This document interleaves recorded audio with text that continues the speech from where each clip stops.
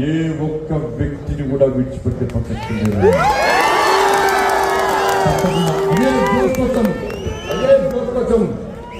అదే జోస్తోని ఈరోజు హిందూ ఏకయాత్ర ఇంత ఘనంగా నిర్వహిస్తున్నామన్నారు.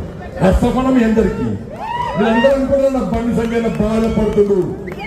బండి సంఖ్యను బాధపడను నేను, బాధలు పడుతూనే ఉన్నా నేను, బాధలు భరించను. ఏ రోజు నా జీవితంలో ఎంజాయ్ చేయలేను.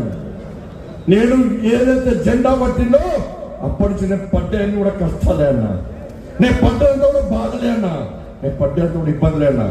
కానీ ఏ రోజు మీకు బాధలు చెప్పుకోలే అన్నా.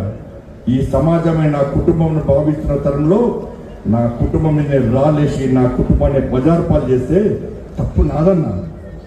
మీ అందరికి క్షమాపణ నేను చెప్తున్నాను. ఎందుకంటే నా కొడుకు టైం ఇవ్వలే, నా కొడుకుతో మాట్లాడలే.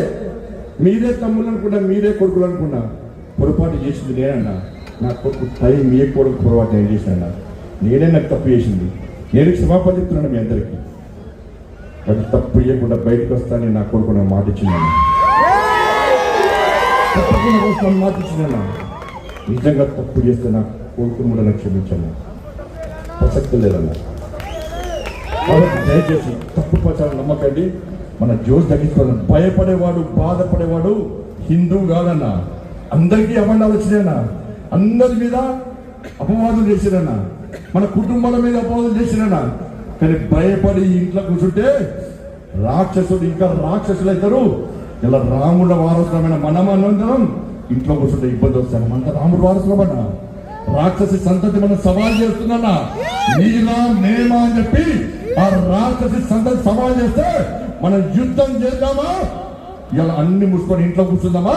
ఒక్కసారి హిందూ సమాజం ఆలోచించాలి. అలా హిందూ సమాజం జాగృతం కాకుండా హిందువులందరూ ఇంట్లో కూర్చుంటే ఇలా బెంగాల్లో అనేక మంది నా కార్యకర్తలు, ఈ ధర్మం కోసం పనిచేసే కార్యకర్తలు, కాసేపు జెండా పట్టుకునే కార్యకర్తలు, హిందూ సమాజం కోసం పనిచేసే కార్యకర్తలు బంగ్లాదేశ్ నుంచి వచ్చి అతను మార్చిన విషయాన్ని అలా హిందూ సమాజం మర్చిపోద్దన్నా.